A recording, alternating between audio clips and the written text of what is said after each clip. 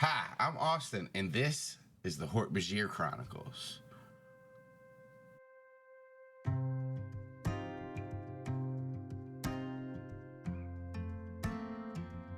Keffa, as you rest beneath the flowers of Mother Sky, your mind starts to put together memories that never really happened, but pieces of them did. And in these memories, you climb high into the canopy with your father. He's climbing ahead of you, and his neck curls back to keep an eye on you and around branches to find better holds. He brings you to a thin yet sturdy branch, and it bounces just a little bit as you land on it. You see just a thin layer of leaves separating you from Mother Sky, but it's up high, very high. We go there. Dakami points to a shadow behind the leaves. Jump. And you glance up and you know that it's too far. You know that you would have to somehow get past those leaves before you could grab the branch. But what do you do? I'm going to look around for a way to propel myself up through the leaves. Give me an investigation check. Okay. It might have been smart of me to have my sheet open at all. That's fine, right? Yeah. As you are looking around and you move further down this branch, you feel it bounce underneath you a little bit. And you kind of realize if you push down on this branch that you're standing on, it has some give. That might help.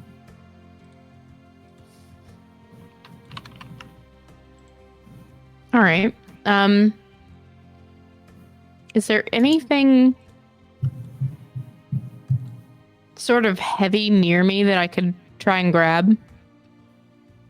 There is actually, yes, this big fruit that hangs from this tree that you're on. It's kind of like what you would see as a coconut, but the fur on it is this yellow, tinge, and the hard shell is yellow. Cool. I'm gonna try and grab it. You jump up and kind of grab onto it and pull it down. Sweet. And then I'm gonna take it with me out to the edge of this branch and start bouncing. And as soon as I get a really to the apex of the bounce, or whatever the bottom would be, not apex, but whatever that is. Yeah, the Z-Pex, exactly. As soon as I get to that, I'm going to let it go and propel myself upward. Give me an athletics or acrobatics check. And as you do this, you do shoot up into the air. And you can do it with advantage. Woohoo! Sorry. I got excited. Me too. Yeah, hell yeah. You shoot up into the air and you see as you you look over your shoulder as you're flying through the air, Dak, your father, is jumping up and down celebrating as he did not expect this from you. And you are flying up and you see these leaves and you're shooting towards them very fast. What do you do?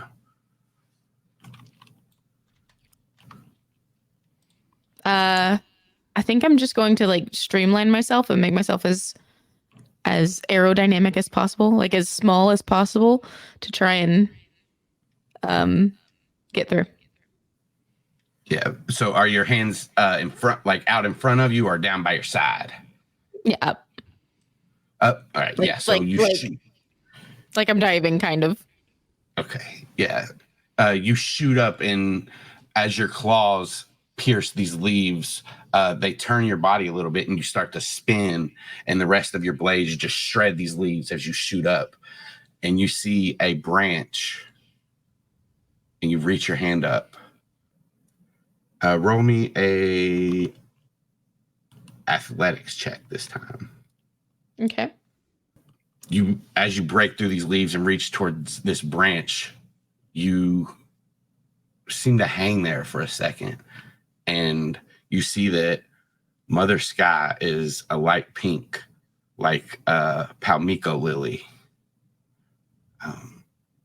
The light seems to engulf your entire body as you're hanging here, and you feel the tug in your midsection as your time in the sky is starting to come to an end, and you reach for the branch. You stretch, and the rest of your body begins to feel that pull back down, and you feel the top of your claws slide into the bark. You push yourself to tighten your grip, and you feel your claws slide to the very edge of this branch. And you're hanging on by just the tip. And then you dig deep into the branch, and you pull yourself as hard as you can against the force that's pulling you down, and you win. You manage to get your whole claw wrapped around enough to begin to lift yourself up onto the branch. And you see still beneath you Dak cheering. Keffa, see?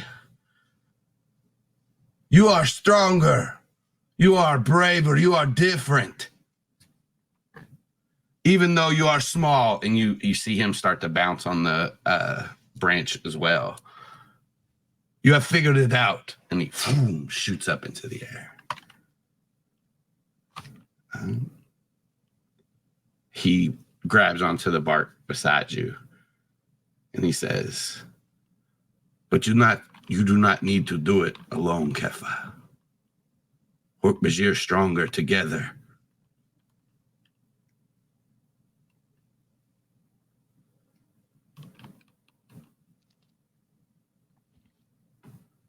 I think Keffa's going to take a second, and she's kind of shrunk down after he said Keffa different. And she's going to be like, but Hork-Bajir don't like different. Hork-Bajir not know all the time what good for them. But Keffa not only different, Keffa special. Seer sent to Hork-Bajir for a reason.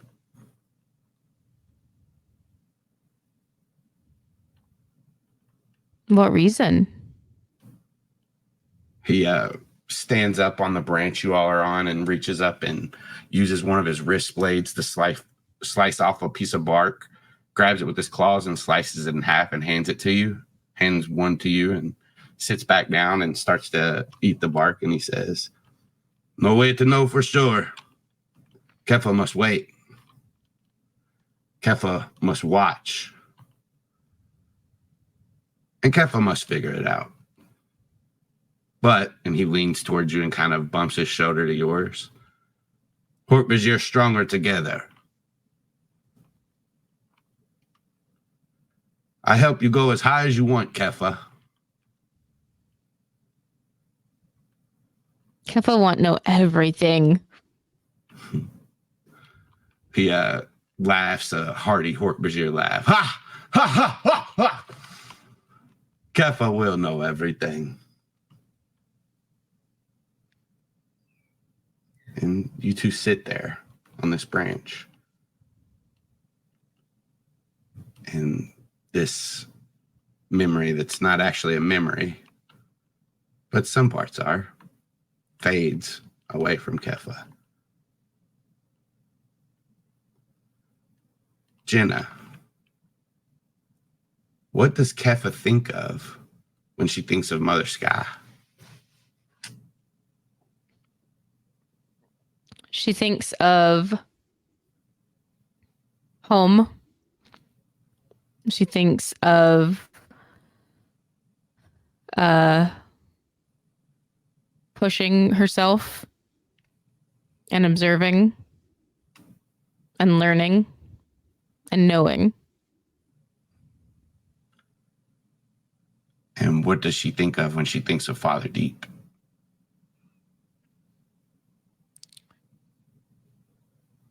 She thinks of danger, but she also thinks of intrigue and of wanting to know. So, what question does Keffa have about what's coming up, or what action does she plan to take in regards the next day in regards to what she's learned the past day?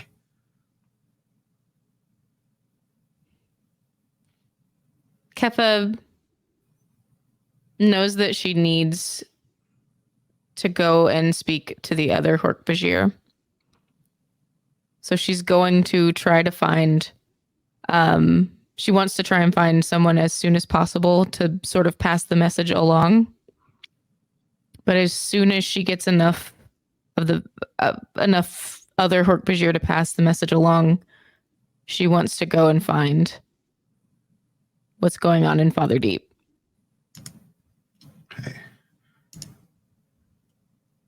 As you think on that, and as you're resting,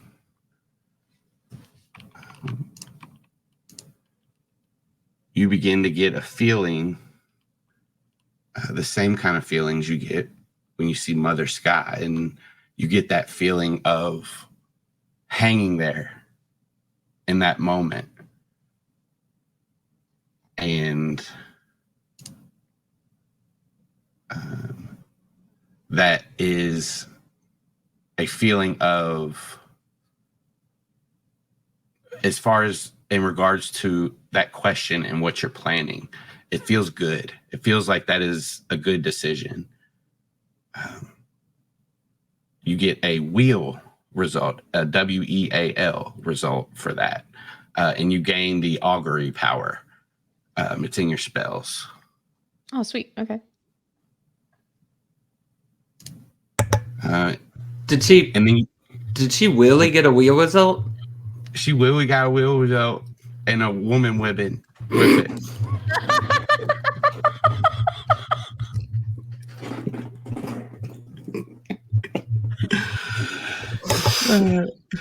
Got me, Austin.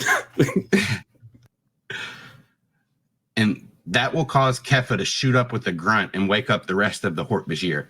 But before then, it took me a few hours to descend these massive trees. But eventually, I made it to the Kandrona generator. It was severely damaged and was not working. On top of all that, it had embedded itself into a fallen tree. The tree stretched for almost 100 feet, and I had an idea for a pool, but that would need to come later. I began working on fixing the generator, but my Ged host body was having trouble moving around in this environment. It was even slower than usual. Hours passed of me working. I knew that not only my survival, but the rest of my cousin's survival as well, depended on us getting this generator working. We would not be able to scale the trees fast enough for us to return to the generator above every 3 days. It was just not feasible. We would have no time to do anything else. The sky began to darken above the canopy and pretty much stopped any more working for this day. The Ged's eyes did not see well without the light. I had heard other species didn't need as much to see. A moon hung in the sky, and it did shed some light, but not enough to work. I decided instead of just sitting here, that I would look around the area. There was a rumble and a slight pain in the midsection of my host that signified that it needed sustenance. "Lynn hungry," Lynn thought. He did not seem to comprehend the fact that I knew everything that he had thought. I tried to explain it on a few times to him, but the Ged mind wasn't developed enough to understand fully. However, it seems the host did learn some things from being infested by a Yeerk. I assumed it may just have been by watching, but his mind learned a little quicker with me being in here. He now knew the concept of using more advanced tools than just sticks and rocks. He could craft them if I left him in control of his own body. He could not build a Controna generator, but he had learned the concept of combining multiple tools to make a new tool that would make things less difficult. A Yeerk-infested Ged who was freed would thrive amongst their people who had never been hosts. I heard a series of small chitters and movement above me. I looked up and saw glowing orbs from above, all of them in sets of 2 and set equidistant apart from each other. "What those?" Lynn wondered. I squinted his eyes and could make out a little bit more. Each of these orbs were surrounded by a silhouette. They were actually the eyes of many creatures perched on branches. They were all staring at us. "Beasts," Lynn deduced. I did not have anything but a few sharpened sticks to defend myself. I quickly moved back to the generator and squeezed into the cracks that it had made in the fallen tree, not because I was scared, but because it was the best defensive position. If I had to fight these things, I wanted to take away their numbers. But as I waited, they did not move in.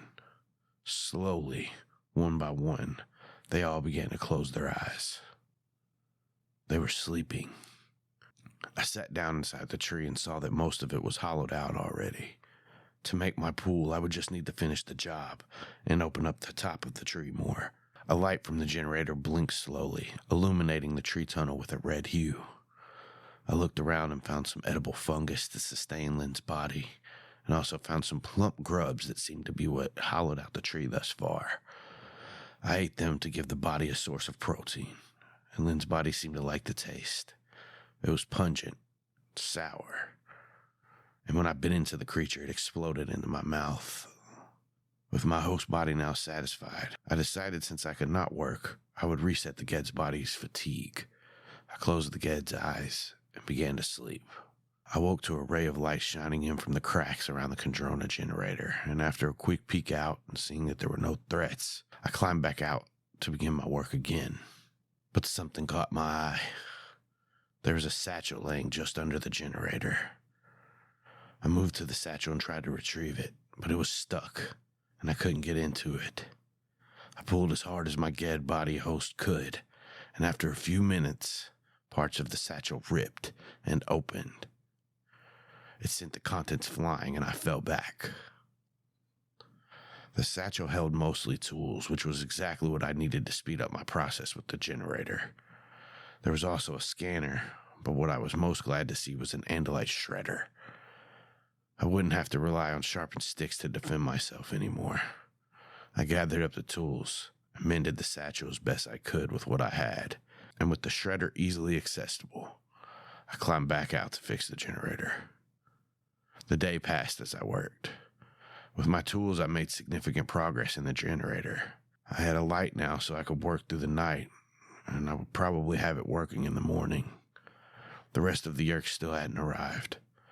I knew they would wait for reinforcements from orbit, but I would need help clearing the tree for the pool and reinfesting Lynn after I had replenished.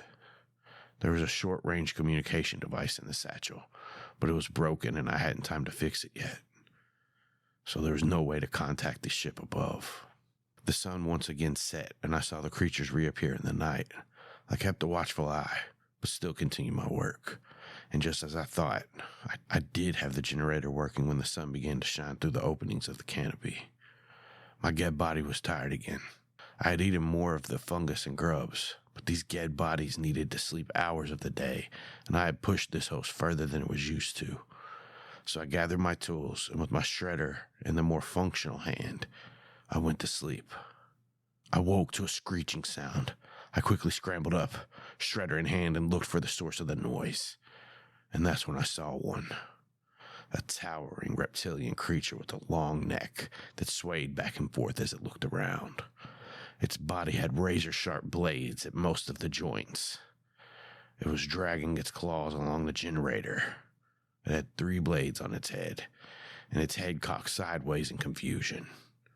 That's when I knew that I would take one of these creatures as my new host. I would be the first Yeerk to infest the Hork-Bajir. We go back a little bit. Senilian and Alara, what were you all doing as the Illyra. I'm gonna say it right. Is that it's Illyra, right, Casey? Illyra, yeah. Okay. 2 eyes. Senilian and Illyra. That's so good. Through this night, were you guys taking shifts, or did you guys both just sleep? What was happening? I think Illyra was probably going through the rest of Jahim's stuff and just seeing what else she could find. She probably didn't sleep much. Just between I'm busy doing my thing and also like dangers all around us. Want to keep an ear and an eye out. And Snillian would have been marching around, keeping watch, circling their little camp. Okay. You all can both then get a short rest, which means you could spend hit die if you need to heal at all. Illyra, during this night, as you search through Jahim's stuff, you find at least enough components to refill your charges for your bracer. Cool. And I was probably working on the shredder as well. Give me a technology check, which is Arcana, and you can add if you have Sorry, Tinker what is tools. it? Arcana? Nope. Arcana? Almost. Yeah. Arcana. Do I just get deeper? Arcana. Arcana. Oh, just southern-ish. Southern Yes. more. It's only southern. Southern more. I got a 22 Arcana. You get that shredder working. As you get all your components, you fix the shredder. And you have a shredder now that you can use. Cool. I'll add it to your character sheet during our break, or if you need it, I'll just tell you what to roll. Cool.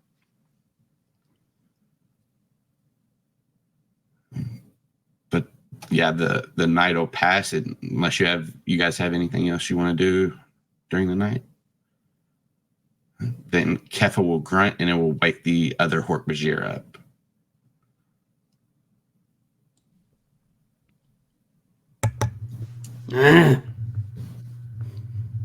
What? Awake.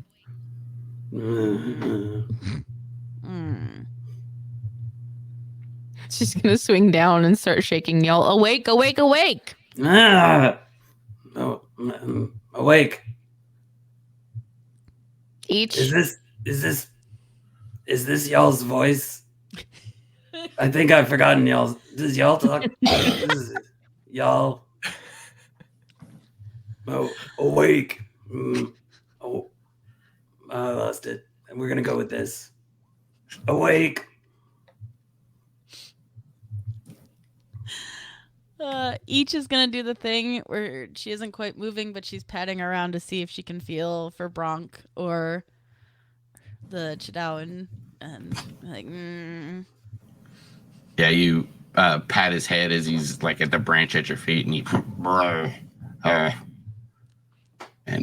you see the Chadu scurry around the tree. Okay.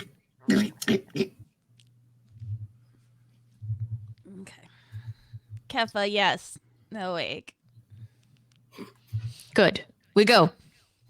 Oh. Where? Hork-Bajir stronger together. Not answer question. But Find Hork-Bajir. Oh, and answer question. Answer question.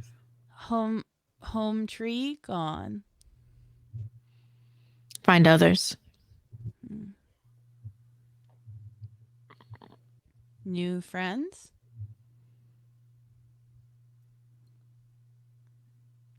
I hope.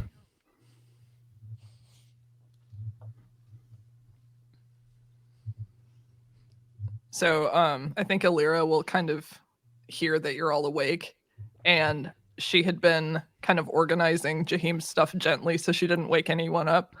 And now that everyone's awake, she starts like chucking things and just like making a huge racket and just like getting shit out of her way. That's a mood. Zenillian, report, please.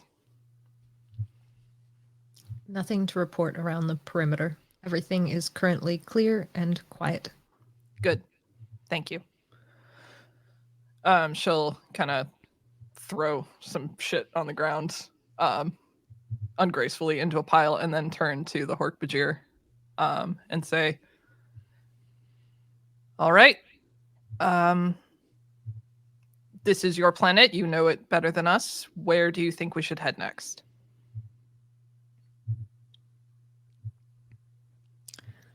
Austin, I know we said last time, but that was a long time ago. Yeah, We're the what do you? closest. Okay, yeah. You know where the closest one is. You know that the Great Tree is where you all come from, was the closest colony. But there is another one to the south that you guys could make your way to. It would take you, I think, like a day or two to get there. Okay. We go find friends. We travel.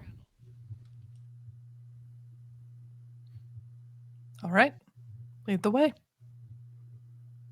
And Keffa's going to start gathering the things that she has and look around, and she's going to look at each. And she's going to look back at her stuff, and she's going to look at each and go, how make? And she's going to like motion to like her bag. Oh. I will just give you my bag. Oh, no. Yes. Can I put this in your purse? Do you have pockets? Yeah. Yeah, you can use my Hork-Bajir because I think Bronk is going to just run and Chadu should be okay. And Bronk is getting a little big for that Bjorn. He'll still ride in it if you let him, but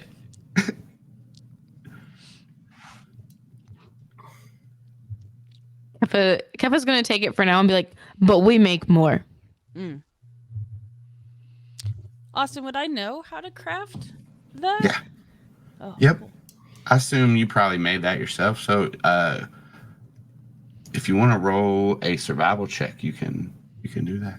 She bought it at Hork-Bajir. Or you could go to the Hork-Bajir and just buy one. Hork-Gorp-Bagat. Nope. Excuse you. I got it at Hork Topic. Oh, that's better.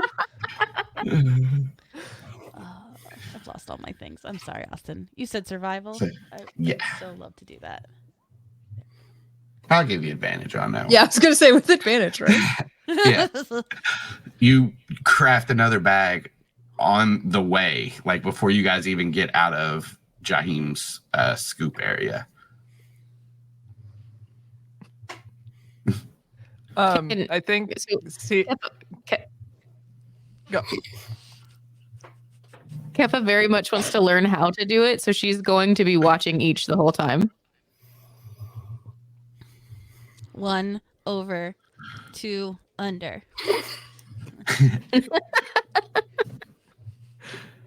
Alira's also watching this, and she kind of looks at the shredder that she has and kind of realizes she doesn't have anywhere to put it. And she's kind of like awkwardly trying to tie it to her bag. And then she kind of turns to each and goes, do you think you could make me one, perhaps? You want? Please. I make. Thank you.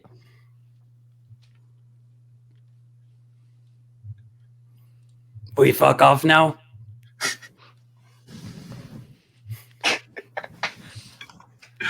What does Oh, sorry.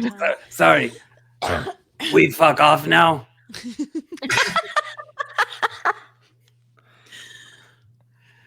Keffa's just going to like roll her eyes and be like, yes, we go. New friends point at head when talk. Y'all want Only to, when indicating thought speak, y'all does not this in to reality. confuse- y'all does this to confuse whoever is editing episode. Then I It think won't it be just confuses confusing the because you listener. can't thought speak. I didn't do this once when I was playing Mistletail, and I regret it greatly now. But did we nail the thought speak? Yes, perfect. Oh, sorry. Yes. Senilian, raise your hand when talking. Sorry. Oh my god. So, as you all swing through the branches, Brachiate. as you brachiate through the branches, the Andalites are having trouble. This is a tough ground to traverse. But yeah, do you guys do anything as you go? Any more combos? It's hard to point ahead while brachiating. I think when Keffa sees that they're having a little bit of trouble on the ground, she's gonna like hop down and ask, you know climb?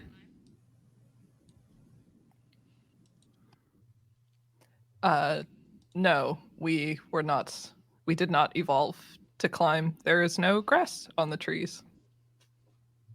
Hmm. New friends skip arm day. You dork. I'm sorry. Emilio's just gonna look at his arms sadly, like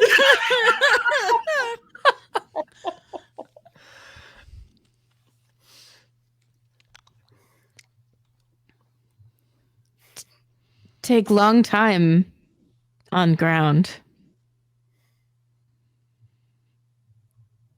It's true. we could fly. We could We fly. have our Coffet bird morphs. I think we should. As you say that, Bronk leaps out off into the air and just lands on the ground beside you guys and just starts running around circles. Jumps up onto a tree and you see his claws dig in and he just starts scaling up the tree. The Chadu, you guys see as each is kind of hanging on a branch looking down. The Chadu jumps off from a branch higher, spreads like its arms and starts to kind of glide down and lands on the end of each's tail. I think Alira's gonna kind of look at Senilian and do that smile thing with her eyes, and then she's going to say, "Bronk, come here, boy." Give me an animal handling check. Oh God. As you do that, you also see Y'all, who is the highest up in the trees. Y'all, what are you doing up there that is just impressive as a being that can climb through the trees? Y'all is swinging from tree to tree without using his arms. What?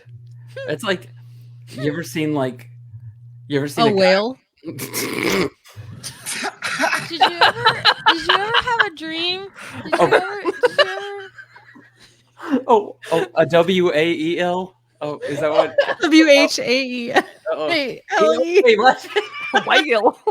Whale? Oh, whale. I wanted to make it southern so Austin knew what I was Whale now? talking about. Whale, whale. You ever seen Yeah, I a guy got that riding? one. You ever seen a guy riding the bike down the street without using his arms? He's just He pedaling. can ride a bike with no handlebars. It's the same. See, I you were want to That's not how ride I my pictured it. bicycle to I want to ride my... my bike. It's impressive, however he's doing like- it. He's eating an ice cream bar and brachiating through the trees. He doesn't have an ice cream bar, but it's like the same equivalent. Of Ice cream bark. Yes. It's from the bark in the trees that are high in the mountains where the cold That's- powder is. Just a popsicle stick.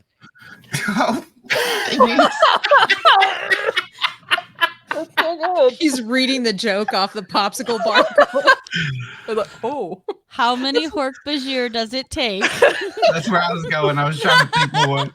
When y'all is good, his mom would go to the freezer and pull out just a cold popsicle stick. Here's your treat for today, y'all. She'd sprinkle leaves on it. Yeah. Y'all would be like, "Thank you, you fucking bitch," because I'm on an Austin show. Oh my God. Absolutely not. Although I did see a Cooper's hawk flying today, and I was like, "Get your hawk, mommy!" you stupid bitch."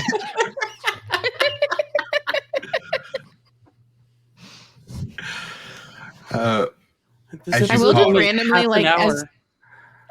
as Rusty's like looking at me, I will just like sometimes be like, "You dumb bitch, mommy." That's the face he's giving me.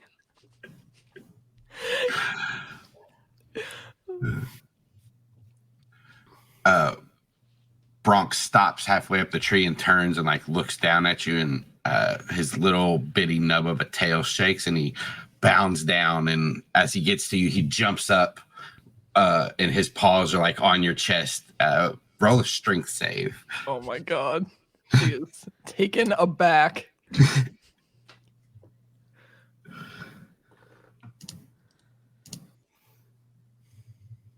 Oh my god! He Oh! knocks you down, and he's like over top of you and just starts licking your face. So I think good, she- so strong. She is like very shaken right now, but she like reaches up and touches the side of his face and starts to acquire him. Each As is soon just as- doing that thing that the monkeys do when they're excited. I'm just shaking the branch because I'm such a proud mom. I was like, he's doing so well. As your hand touches the side of his face, he's in the middle of a lick. His tongue stops like right on where an Andalite's mouth would be, and he just is stuck there for a second as he goes slack. Oh my goodness. Okay. Smell. And after about 6 human seconds, which is like 600 Hork-Bajir seconds or something. What is it in metric? I was waiting for it. You beat me to it. 11. Liam. You life alerted him.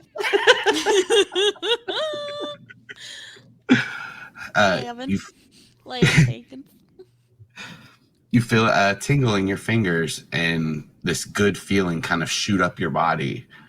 And you know that you have recorded this Bronx DNA into your system. And then the tongue finishes and slobbers all over your face. All right. Thank you. Thank you. That's fine. Good boy.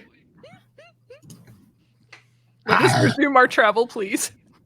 He backs up off of you a little bit, but just waits there and wags his tail. She gets up and she's like, her fur is just like slicked with with drool. And she starts like trying to straighten herself out. Keffa's patting Bronk like Bronk good boy. Oh, and he jumps up, turns around and jumps up, puts his paws on you, and you make a strength save. Oh no. That's not my good one.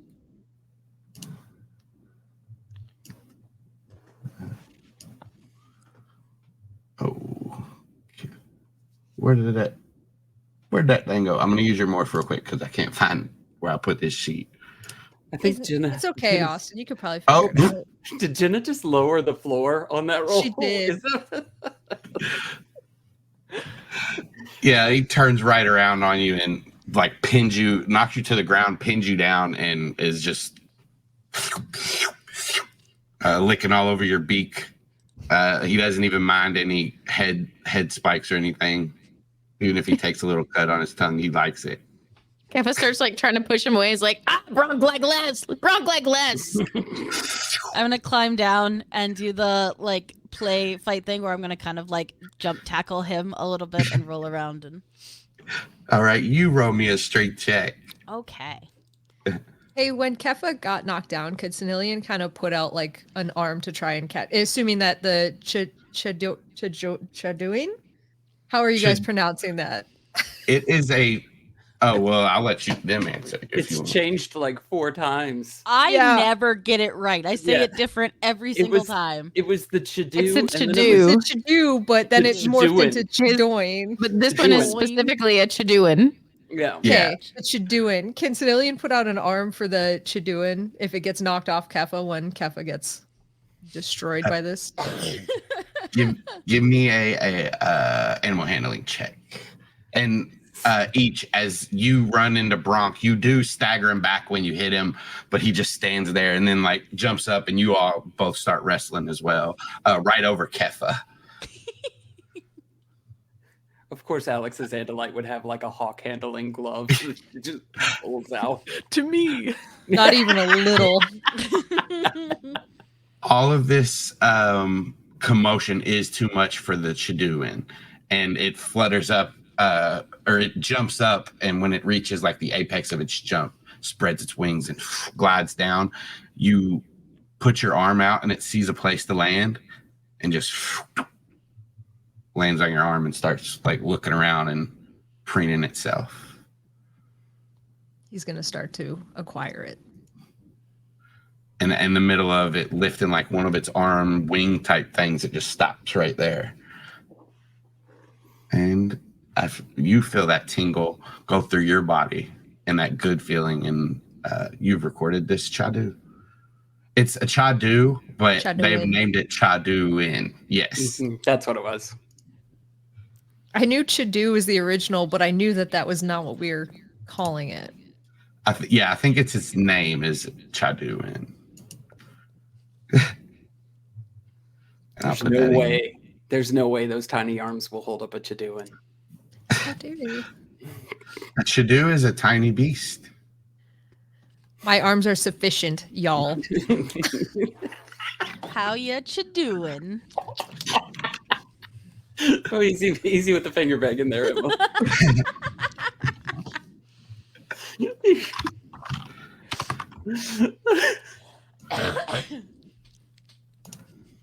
You're gonna, if you try to hold the Chaduin too long, you're gonna end up hurting your Ainsi. I'll leave.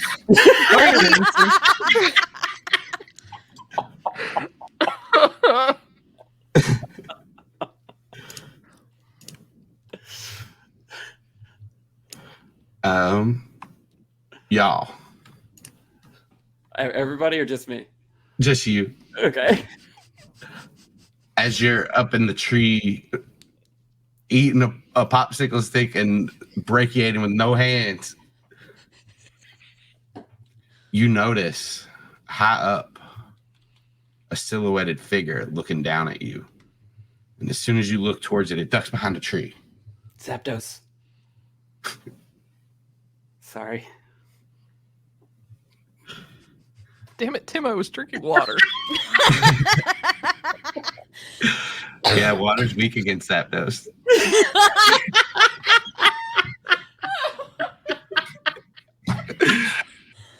Oh my god. We're gonna record for like 3.5 hours and have one episode's worth of usable content. Oh no. Oh my god. Okay. So I look up and I see a figure. It ducks behind a tree. And I move closer. Give me an athletics check with advantage because you're on the bark team as you scale these trees. Where's my athletics? It's right here. 18. You move gracefully up this tree, jumping from branch to branch, scaling as you've done many times. And as you get up probably 45 to 50 feet higher. You notice the end of a Hork-Bajir tail slide into the opening of a tree of the level that you're on. Friend.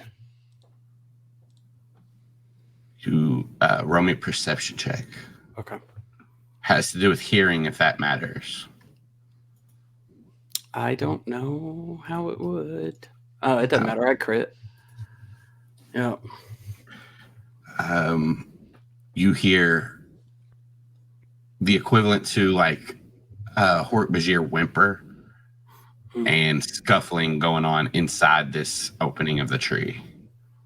Yeah, and y'all will yell out, "It's okay, friend." You still hear like the scuffling gets the shuffling gets quieter. I'm still headed towards it, by the way. Yeah. And you're right there. You can peek in now if you want. Okay. Yeah, I'll look at. You peek in and a Hork-Bajir fist hits you right in the face. Yep.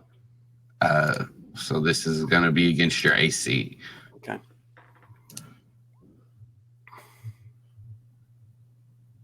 16. Yeah. All right, so you Words take. with you about my armor class, by the way. I feel like, but yeah, yes, that does hit. You take 2 damage. Okay. But as like you reel back, your beak a little sore, and as like the flash of light fades from your eyes, you see 3 young Hork-Bajir in this hollowed out tree. 2 of them kind of in the back, and 1 kind of standing forward who's just hit you. The one that hit you looks pretty sturdy and muscular for his age. But he has nothing on y'all. Yeah. But in time, he could grow bigger than you. Mm. Behind him is a more slimmer, still athletic looking Hork-Bajir. His limbs are a little longer and lankier than the other 2, but he stands up in front of the last one, who is kind of crouched down in the corner, and he's a little bit more rotund and shorter than the other 2. And he has this little vine that hangs down from his mouth. And even though he looks frightened, he still chews on the vine. Y'all is gonna look at him, the one that hit him, and be like, "You hit y'all again. Y'all beat that ass." And then he's just gonna like look at everybody and be like, "You safe, y'all here. Y'all friend. No hit y'all." The one standing in front looks pretty intense. Actually, you can roll a persuasion or intimidation. No, it's persuasion. I'm not trying to scare them. But as you say that, you do hear him say, the one chewing the vine says, "We should run." And then the one that's closest to you looks over his shoulder and he says, "We should have hide." And then the one that's standing in between them both looks directly in your eyes and says, "We should kick his tail." So I'll roll your persuasion check. Damn it, Alex. I'll play your game, Austin. Yeah. Okay. I'll play this Dungeons and or Dragons. But he is going to realize that they are not talking like Hork-Bajir, and he's going to be like, "You not friend." Oh, that might be me. They do sound okay. like Hork-Bajir to you. I was about to Yes. say, I heard people words and not Hork-Bajir. It says, That's going to be an inside joke in a minute. Sorry. you not fight, y'all. You be for real. Is y'all here help? Y'all friend. You friend. I rock. I defend my brothers. No need. Not threat. Not threat. He wouldn't say threat. Wait, that's a Not bad. Not bad. Yeah, that's Not hurt. No. Help. And then he's gonna quote Keffa. Hork-Bajir stronger together. Give me another persuasion roll with advantage. What does that one look like? That's a lot better than that last one.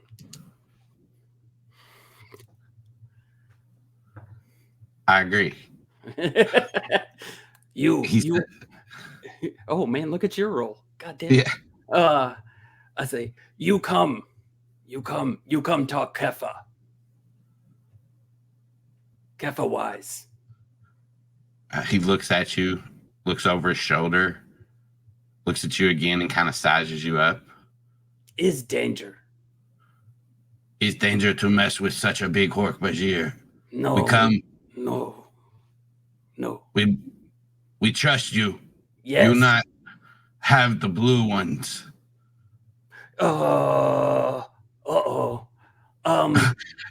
Have good some blue ones friends. Those down there, those blue ones different. They're friends. They help Friends. y'all. They help brothers. They help brothers. They good. Some bad. These good. Come, brothers. All right. They slowly start to stand up, and he looks over his shoulder and he says, this boat, and he points to the lankier one, this yum yum.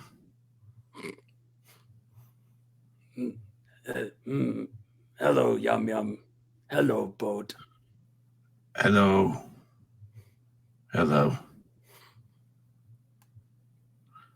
We come with. Yes.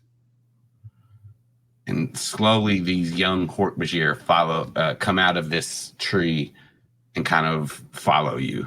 Yeah, and then y'all will sort of prepare everybody downstairs by yelling in a completely inappropriate manner. Just being like, Keffa! Stronger together! New friends! I don't know what this voice is. I'm pretty sure it's not right, but I don't think I can get out of it now. I think I'm kind of following you with it.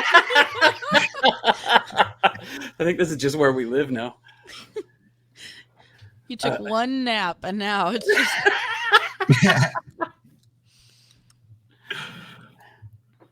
You hit Hork-Bajir.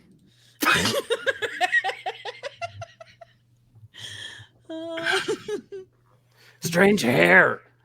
No understand. Need walk around with notebook. Y'all see y'all approaching y'all with 3 other Hork-Bajir behind them.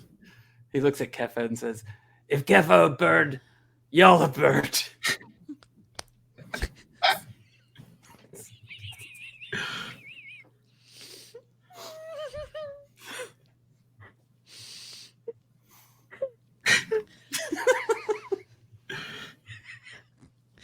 Tim, you're on fire today. I am dead. I cannot breathe. Oh no. Don't. It'll just make it worse if you say the nice things to me. Ryan Yalls.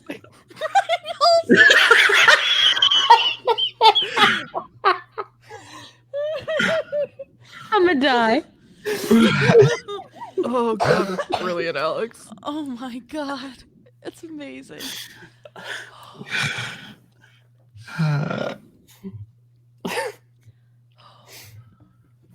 So yeah, that was the last thing I did was yell down to Keffa that I'm bringing more Hork-Bajir. Y'all's going, or y'all, I don't know what y'all's doing, but Keffa's gonna scramble to her feet. And she's preparing for these to not be friends. I think if I heard the yelling, I'd probably stop wrestling with Bronk and kind of look up. And then y'all will be looking down and he will see Keffa sort of like ready to fight. And we'll just kind of be like, no, friends, we help. Because y'all's an expert on everything, or at least he thinks so. He's known them for 4 seconds, so clearly they're friendly.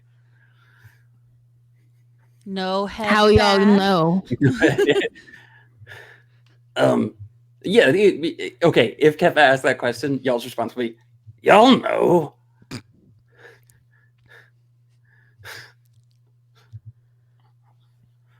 Keffa's gonna sort of straighten from her like crouched, ready to fight position, and start like looking around and assessing these young Hork-Bajir.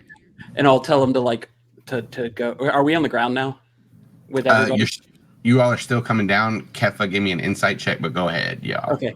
And then he's going to kind of wave the three forward to go to Keffa and be like, show Keffa no danger. So anytime in this game that you make a insight check to determine if anybody is a controller, you take it with disadvantage. No. Yeah, that's always my favorite game mechanic too. I don't know why. I just really like that one. I will say though, as they come down, they do look a little timid, but you can't. That doesn't give away enough for you to make a determination from what you know. Remind me, I genuinely don't remember. Have we interacted with Hork-Bajir that are controllers at this point, or have we just interacted with the Yeah, kid? no, we fought some. Okay, I thought so, but then I was like, oh, but I couldn't remember if that was the book that I read or the actual adventure. Yeah. So No, I went up when they were with Matea, I think, okay, and was like trying to stop them from fighting because I was stupid, and then got You shit. got Almost died. Yeah. Yeah. oh, that part. Okay, Yeah. okay, yeah, all right. Yeah, but eventually all of them are down there with you all. I forgot the third one's name. Yum Yum. Yum Yum Yum Yum Boat, Boat and what was the and- third one? Rock, Boat, and Yum Yum. Rock. That's Rock, boat, and Yum Yum. Okay. When they finally get down to the ground, Keffa is going to sort of push y'all to the side and be like, "Come to Keffa." You see the more sturdier, stronger one of the three step up and move towards you. Keffa's gonna like she saw that the others were kind of small, but she's kind of looking up at this one now, like, oh, oops.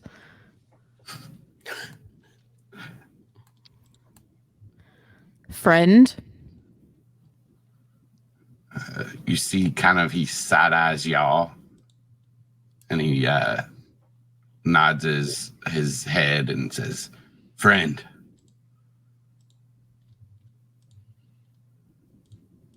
She's gonna turn and look at Senilian and Alira. How no?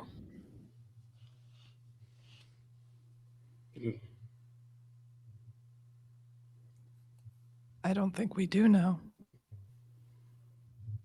They act just like normal until they don't. And y'all is going to go over to the Endolites and just be like, new friends, and then look over at the three new people. He's like, meet new friends, and then look at the three of them again and just be like, new friends, meet Cut. new friends. They like wave the sturdier one in front of Keffa first, and then Yum Yum like more excited wave, and the other one just kind of like nods his head. And then I'll look at the Endolites and I'll be like, new friends scared you. I am not afraid. No, they scared you. I see. Can I They roll? Blue danger. Yeah, he's gonna think he just said everything he needs to and walk He away. nailed it. Yep. I got it. I am a master interpreter. Casey, go. I'm sorry, we cut you off like 4 times. I know. No, it's just, sometimes I talk like at the exact same time because like I wait in that pause and then other people wait in the same pause. It's fine. Can Illyra like watch them carefully? Like she doesn't know that much about Hork-Bajir mannerisms, but like she wants to like deduce if they are suspicious of the Andalites because they are strange creatures or because Yeerks don't like Andalites. Yeah, give me an insight check. And this isn't to see if they're controllers, but to see kind of what they're scared of. Yeah. Okay. Yeah. Oh, how's that? Yeah. As long as he doesn't give you disadvantage, great. At this point, y'all is pretty much convinced he could serve like on a UN council as a diplomat. Like he is so proud of himself for bringing. Simillion feels confident that he has done a great job understanding y'all. Illyra, it's hard to tell with the one that's kind of standing right in front of Keffa because he's being so brave for the rest of them. Bolt, the lankier, skinnier one, just seems really, really mad. But in between, like the excited wave that Yum Yum has been given, he seems genuinely frightened. And yes, it seems like it probably is because you connect that they're scared of you all because you're blue. You connect that with the Gets.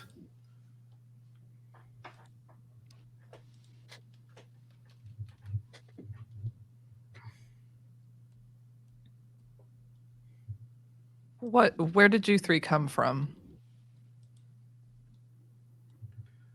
We come from Eastern Clan.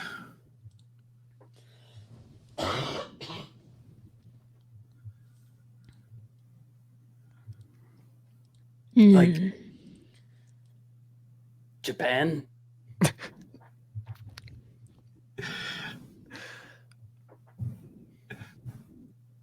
Or No, Seattle? none of those. More than Japan. Eastern Rim of Seattle.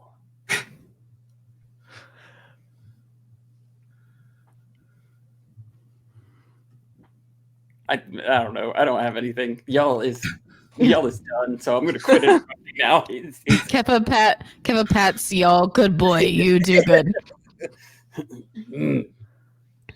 And she's gonna turn to them and say, "They're Hork-Bajir not friends there." Not friends. Bad friends. Bad things. They have boom weapon. Illyra takes out her shredder and kind of They back up at that. That's it. She have one.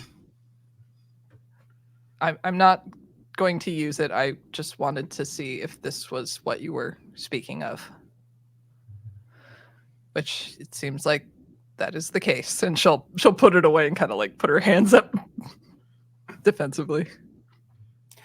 When you say you put the shredder away, did you put it in your new Hork purse? Yes. Okay. My Hork-Mez bag. Hork-Mez. Sorry. I was just trying to make that work. It doesn't really, but Yes, it does. Fanny Hork is one that I was thinking too. Tim, you're bringing an energy into the studio tonight. What about a bag of horking? Is that something too? That's it. Got it. We got it.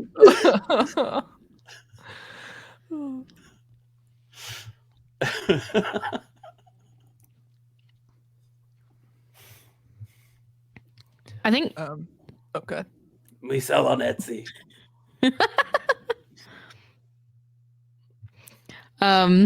Ichi. Sorry. Keffa, Ichi.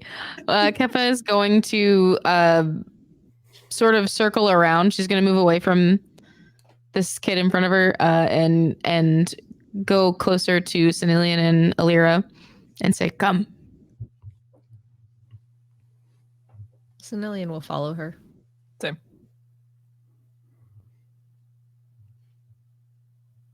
Keffa don't want take new friend to find others.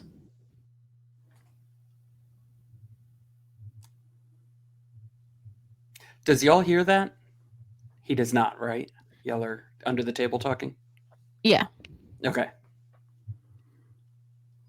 Senilian will direct thought speak only to Keffa and Alira and say, do you want us to... Thank you. Do I have to raise my hand too? Hang on, sorry. Him, can I... Yes, Senilian. Do you want us to stop them? Keffa not know what do with them. But we don't know who bad.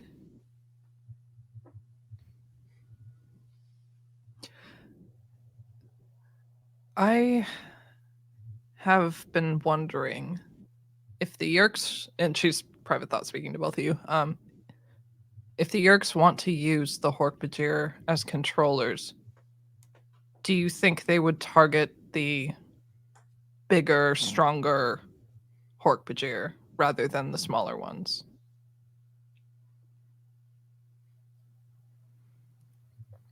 From what we know of the Yeerks, that is probably a safe assumption.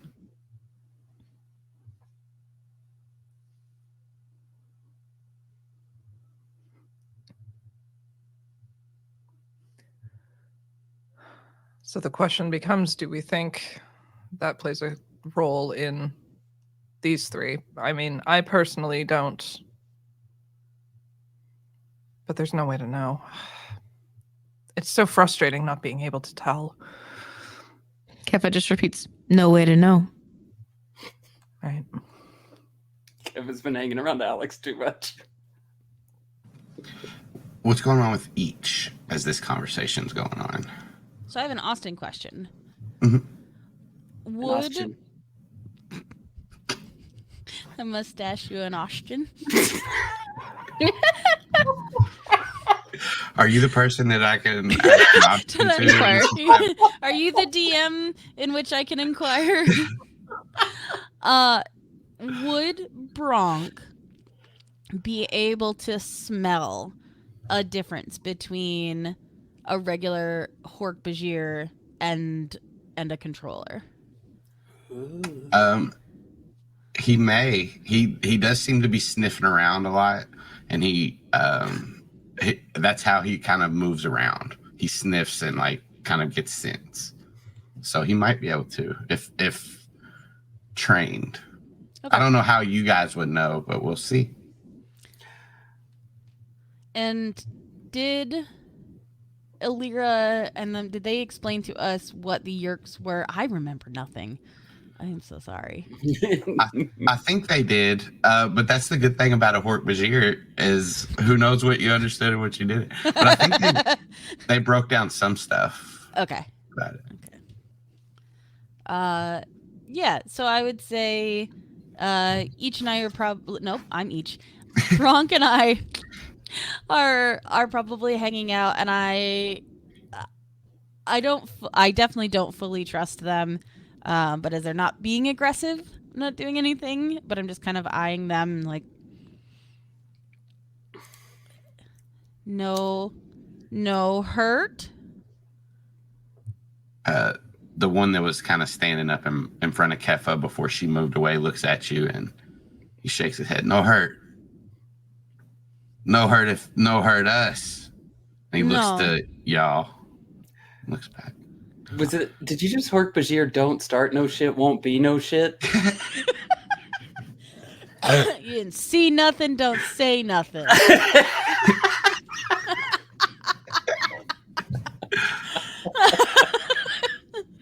We're in one battle now.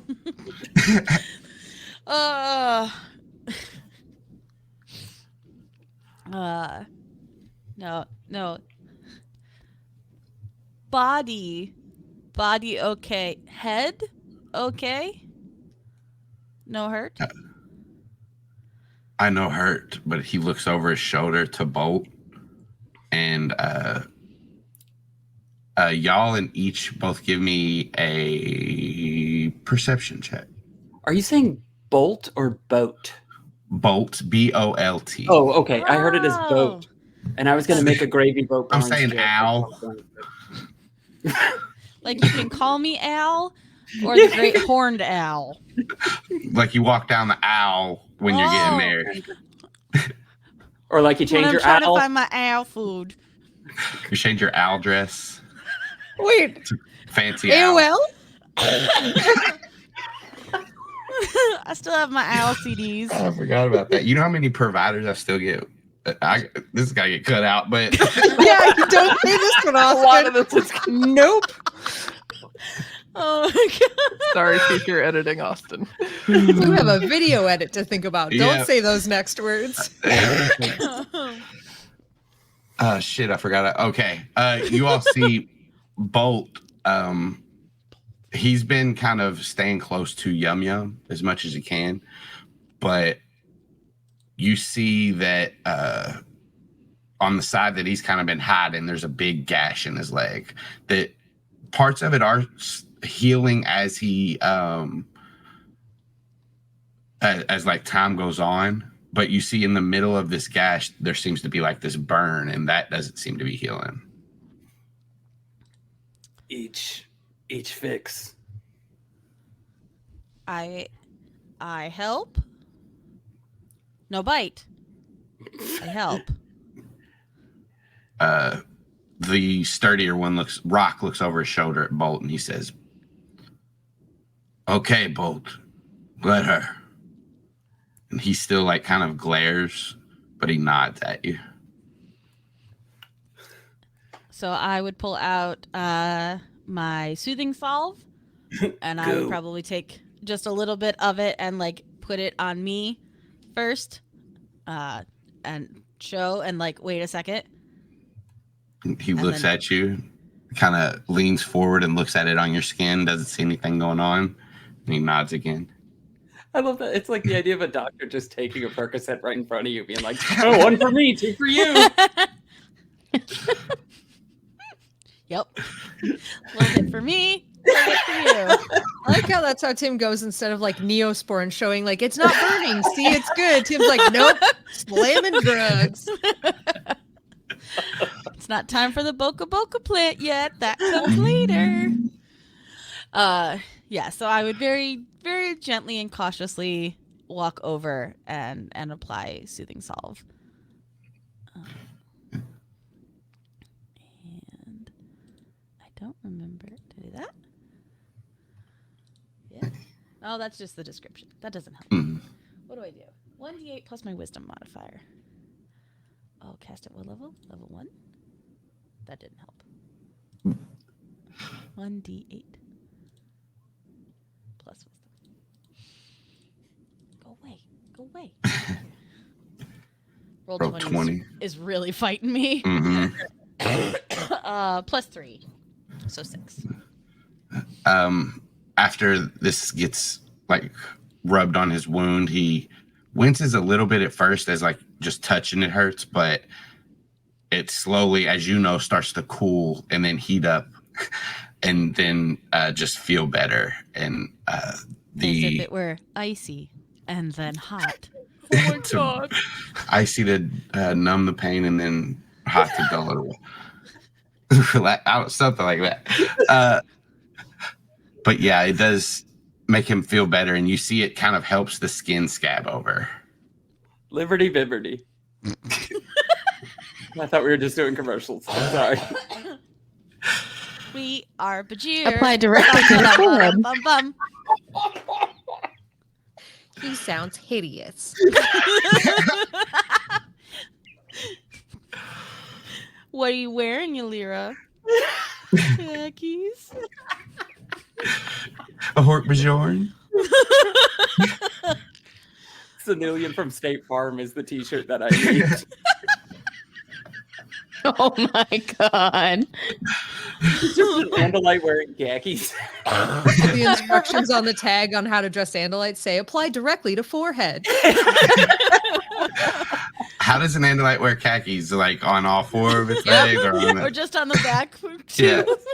All four, baby. Belts right around the middle. Oh my god. What's your waist size? 152. 7 Tim, hands. you measure from the center of the chest to the back of the butt, Tim, just like horses. 72. You don't measure the khakis at the withers. Nope. Not this time. Gotta go down the right aisle to find the khakis.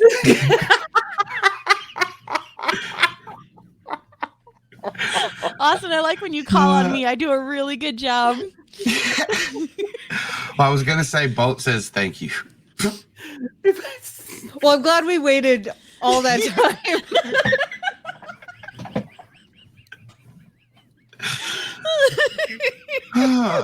My face hurts. It's killing me. So, each would say, pat chest, each, and then gesture to Bronk, and say, Bronk, friend. What Bronk? What Bronk friend? Bronk friend. He Bronk leans to friend. Bronk. Bronk gets in his face. No. And then he has to And roll he- a strength save. He Bronk sniffs. strong. He sniffs this Hork-Bajir as it leans down to him, and you see Bronx's brow furrow. And lightning quick, he jumps at this Hork-Bajir and knocks him over and starts licking his face. Oh, you got me with that You one. fucking got me, you Austin. got me with that one. I just thought You lightning was crashing. motherfucker. Yeah. All right, then let's end the episode there because I like y'all's reactions.